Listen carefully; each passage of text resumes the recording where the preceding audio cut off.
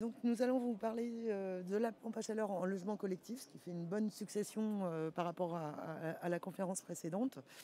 Et j'en profite le temps que les gens s'installent pour rappeler qu'EDF a développé une offre assistance raccordement pour s'assurer justement que les documents soient les bons et qu'on puisse être très rapide sur les raccordements, en complément de ce que peut faire Enedis. Et donc, on accompagne à la fois les promoteurs, mais aussi tous ceux qui sont dans la rénovation et qui veulent augmenter leur puissance pour mettre en place des packs sur ce type de raccordement. Donc je présente avec la R&D, Paul Garrett et Kevin, ce qui est autour de la pompe à chaleur en logement collectif. On sait qu'aujourd'hui, c'est une technologie qui est encore assez méconnue en France. On la connaît pour l'individuel, la maison individuelle. On la connaît assez peu sur le logement collectif. Pour autant, il existe un certain nombre de solutions techniques et vous allez pouvoir le voir à travers cette conférence. Alors juste, je vais passer très rapidement sur le rappel, mais pourquoi le bâtiment est aussi concerné aujourd'hui par les réglementations, parce que c'est le premier consommateur d'énergie en France. Et si on regarde au niveau du scope 3, c'est aussi le premier émetteur de CO2. Si on regarde sur uniquement l'usage, il est second consommateur derrière le transport. Et donc forcément, c'est un des secteurs ciblés si on veut atteindre les objectifs de neutralité carbone à l'horizon 2050. Selon les textes de loi qui sont sortis récemment et les impositions de la communauté européenne, l'obligation d'accélérer cette décarbonation et cette efficacité énergétique dans le bâtiment pour tenir les objectifs. Parce que c'est non seulement si on veut éviter... aujourd'hui, on est en train plutôt de parler des 2 degrés d'augmentation de la température. Plus on agira tard, plus il sera difficile d'aller rattraper le retard accumulé en termes de CO2 dans l'atmosphère. Et donc, il faut agir rapidement. Donc, des objectifs qui ont été amplifiés par le Fit for 55, conduisant à demander une économie, alors en termes de consommation d'énergie, de l'ordre de 30% dès l'horizon 2030 dans le bâtiment et de 40 à 50% à l'horizon 2050. Et une réduction des émissions de CO2 de manière drastique de l'ordre de près de 60% dès 2030-2035. Pour ce faire, ce que prévoit la SNBC 2, qui est en train de revu avec la SNBC 3, mais qui devrait donner des contraintes encore plus fortes, c'est une division par 2 des consommations de l'énergie dans le bâtiment et une suppression totale des énergies carbonées dans le bâtiment. Et cette suppression totale, elle passe notamment par le recours aux énergies renouvelables et par le recours à des énergies décarbonées comme l'électricité. Sachant que la pompe à chaleur allie finalement ces 2 systèmes puisque c'est une énergie renouvelable à 75% et elle utilise de l'énergie décarbonée qui est quand même en France, comme le rappelait le président hier, assez abondant. Un ensemble de textes de loi sont venus pour orienter finalement l'ensemble de la maîtrise d'ouvrage sur cette décarbonation et cette efficacité énergétique. Alors je ne vais pas tous vous les détailler, mais on peut voir que cette réglementation existe dans le neuf comme dans l'existant. Pourquoi? Parce que le neuf, ce qu'on construit aujourd'hui sera encore là en 2050. Dans l'existant, en gros 70% à 80% de ce qui est existant aujourd'hui sera encore là en 2050. Donc il est nécessaire de le rénover. On peut voir qu'il y a une amplification sur la sortie des énergies fossiles. À noter, notamment depuis le début de l'année, les textes qui sont sortis sur l'augmentation de la TVA sur les chaudières gaz, la sortie des chaudières gaz de toute aide, MaPrimeRénov', C2E, etc. Toutes les fiches sont en train d'être supprimées sur la chaudière gaz. Le décret fuel qui est paru et qui interdit la mise en place de fuel dans les nouvelles installations. Et donc on voit cette orientation très clairement sur les énergies décarbonées. Et ce qu'il faut se dire, donc il y a un renforcement sur tout ce qui est le neuf, puisqu'il y a des critères de plus en plus exigeants à la construction comme à l'usage sur la réduction du carbone dans le neuf. Et tout ce qui se passe dans le neuf, en gros, apparaît 3-4 mois après sur l'existant. Donc, typiquement, on va aller de plus en plus sur ces sujets-là. Pour répondre à ces réglementations, il y a 2 axes prioritaires. Comme je vous le disais, l'efficacité énergétique renforcée des bâtiments et des systèmes. Donc, c'est tout ce qui est isolation du bâti, etc., qui ne sera pas l'objet aujourd'hui. Après, je peux vous en parler si vous avez besoin en off ou à l'extérieur.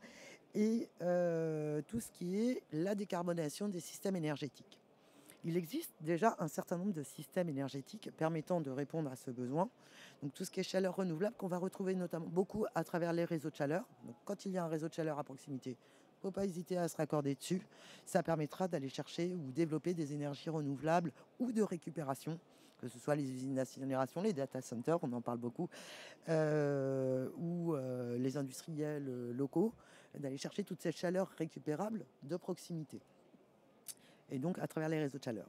On a la biomasse, mais qui reste limitée parce que le tout n'est pas non plus de déforester pour aller faire de la construction bois et du bois énergie.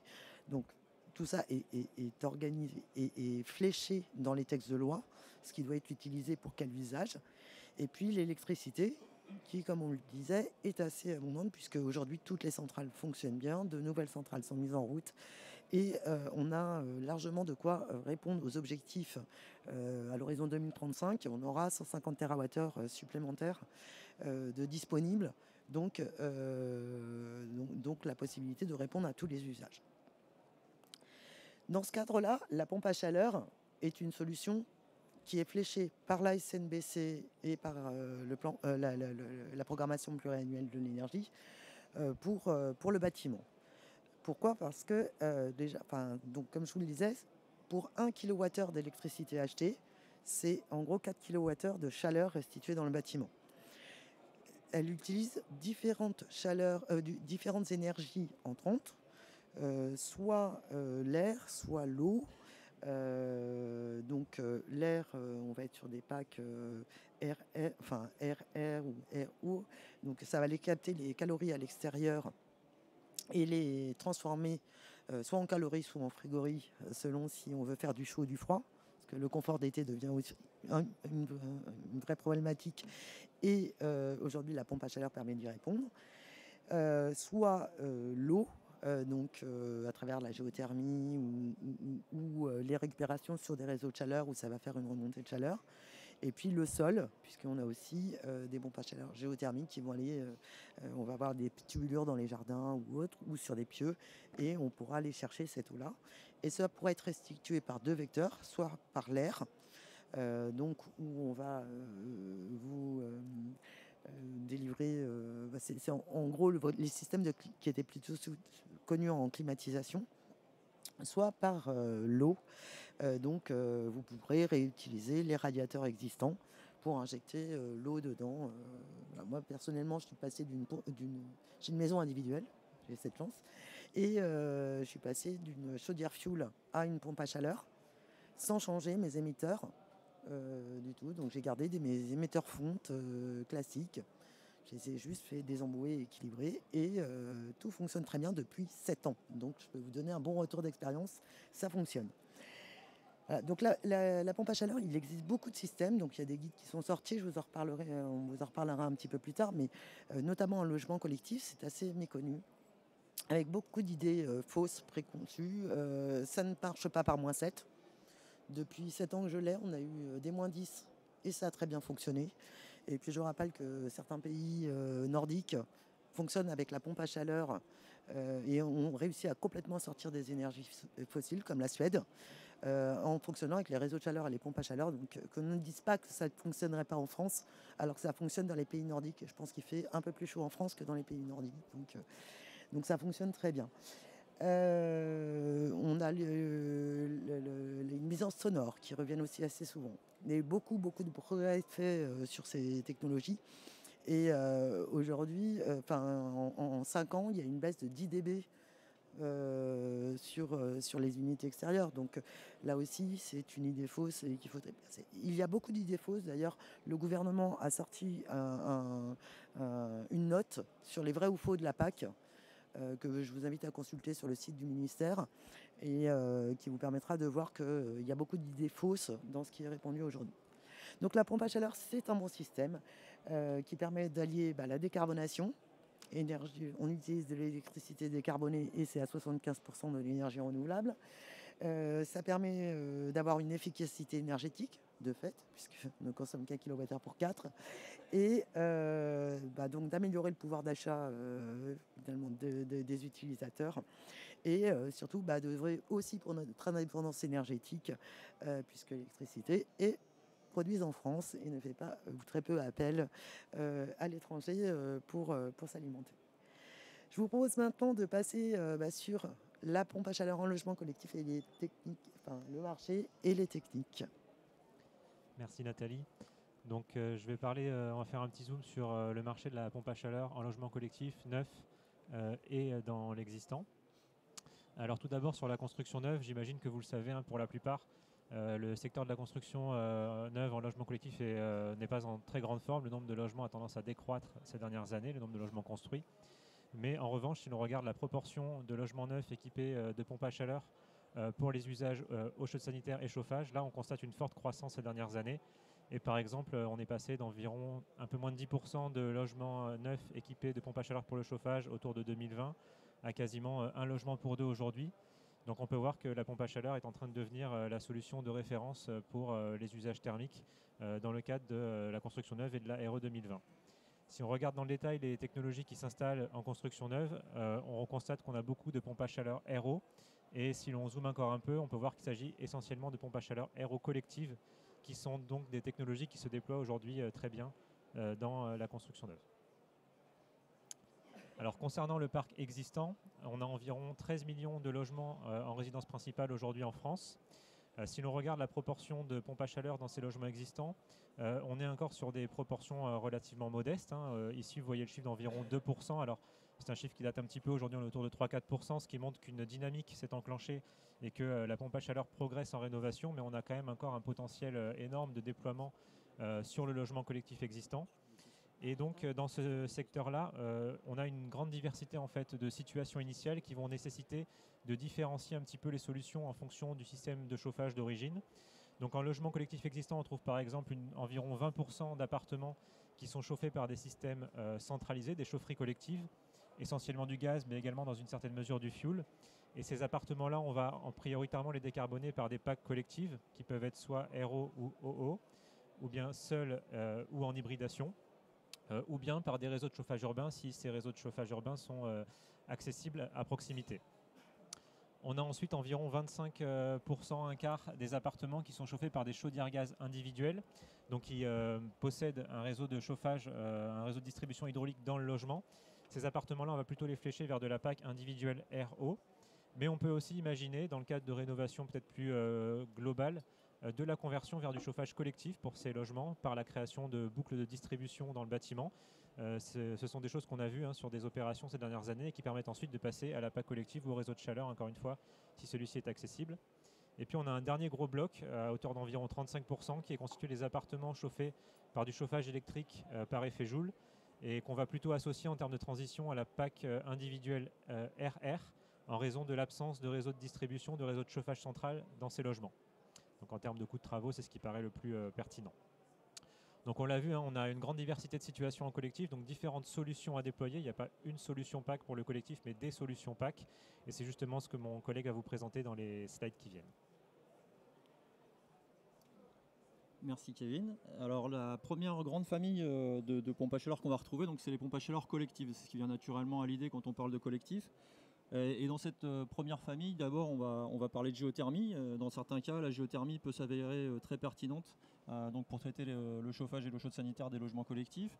Donc ça peut être de la géothermie sur sonde verticale ou sur nappe phréatique lorsqu'on a une nappe à proximité en bord de fleuve notamment.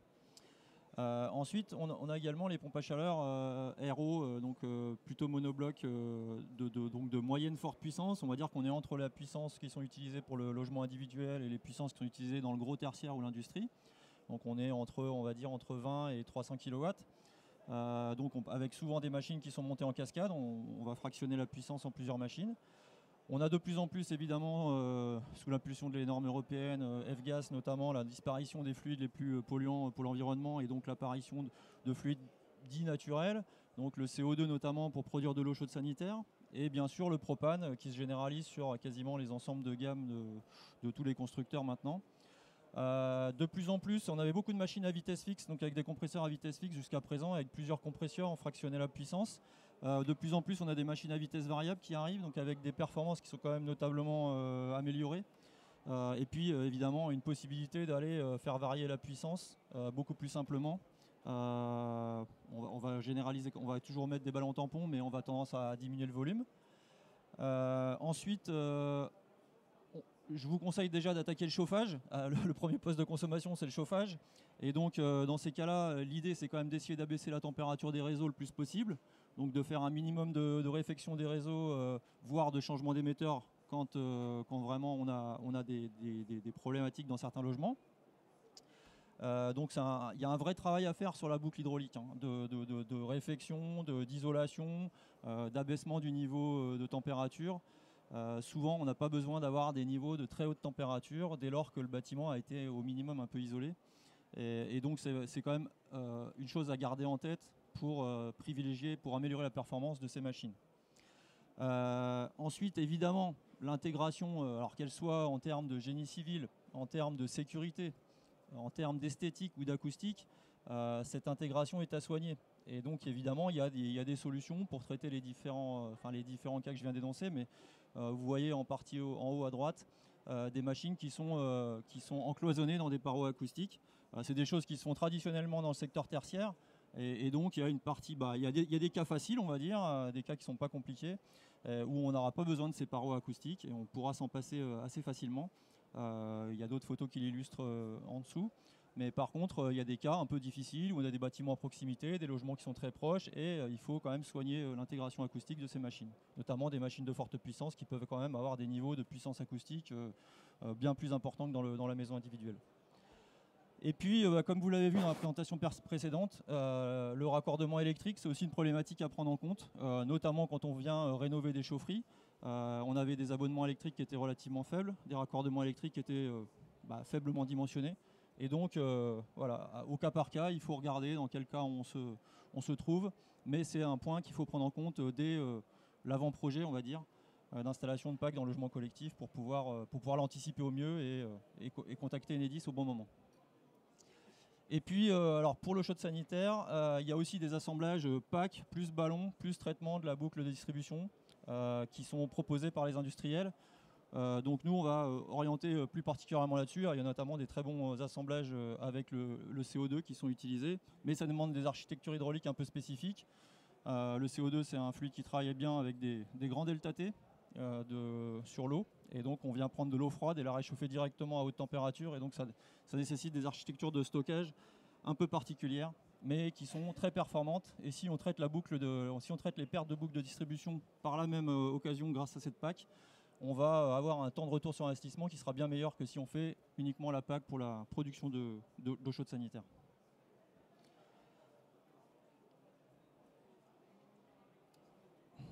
Expliquez-vous ça marche. Pardon. Alors ces PAC collectives, notamment les PAC RO collectives. Alors dans le neuf, et bien évidemment, on peut traiter 100% du besoin avec des pompes à chaleur et avec un appoint électrique éventuellement.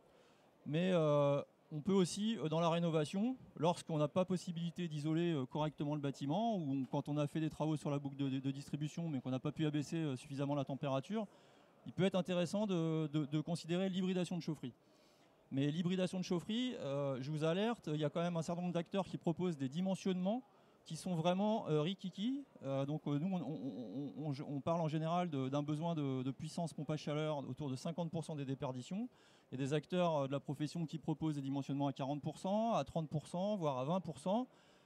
et qui revendique qu'on va réussir à couvrir 80% des besoins avec des dimensionnements comme ça.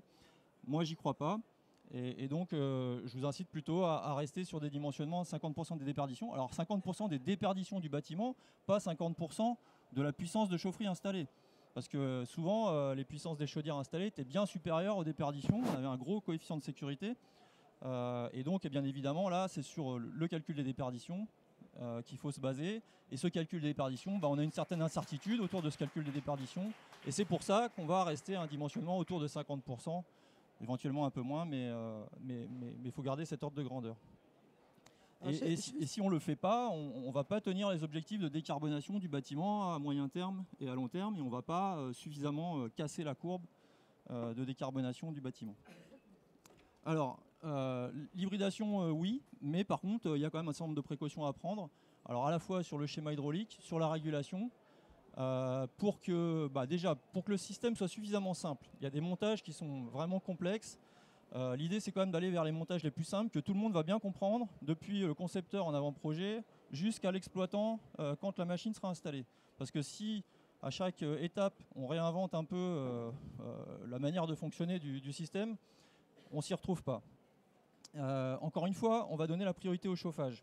Alors ici, on a illustré par un schéma relativement basique, mais où les packs, on va les positionner au point le plus froid du circuit du chauffage, donc au retour du chauffage. C'est un conseil basique. D'autre part, il faut découpler les débits. Une pompe à chaleur, ça fonctionne souvent avec des grands débits, avec des faibles delta T, autour de 5-10 degrés. Ce n'est pas le cas des réseaux de distribution qui peuvent fonctionner avec des delta T qui sont plus importants. Et c'est pourquoi il faut découpler les débits avec des ballons tampons, par exemple, ou sans, mais il y a des possibilités dans les deux cas. Mais il faut faire attention à ce point-là. Et puis encore une fois, l'eau chaude sanitaire, souvent, si on veut traiter les deux, ça peut être plus complexe que de séparer complètement l'eau chaude sanitaire. Donc encore une fois, sur l'eau chaude sanitaire, il existe des systèmes spécifiques, donc pack plus ballon plus traitement de la boucle de distribution d'eau chaude, qui sont très, très performants et qui peuvent être faits dans un second temps, ou qui peuvent être faits dans le premier temps, mais moi, ma recommandation, c'est d'aller d'abord attaquer le chauffage. Alors ensuite, une deuxième famille, comme l'a expliqué Kevin, hein, le deuxième pan, c'est la rénovation des chaudières gaz individuelles. Là, on a une boucle de distribution de chauffage qui existe en logement, et donc on va plutôt naturellement aller orienter sur des pompes à chaleur RO individuelles. Alors, soit avec une unité extérieure, c'est pas forcément très élégant, pas forcément ça qu'on veut massifier dans les prochaines années, mais il y a certains cas de petits bâtiments qui s'y prêtent bien, on arrive à positionner correctement les unités extérieures, on a des longueurs qui sont satisfaisantes entre les logements et ces unités-là, et ça peut se faire. Mais de plus en plus, on va aller travailler sur des machines qui n'ont pas d'unité extérieure. Alors comment ça ? Soit avec des machines donc, qui vont puiser l'air extérieur via des percements en façade ou des grilles, donc pour aller chercher l'air extérieur et le rejeter.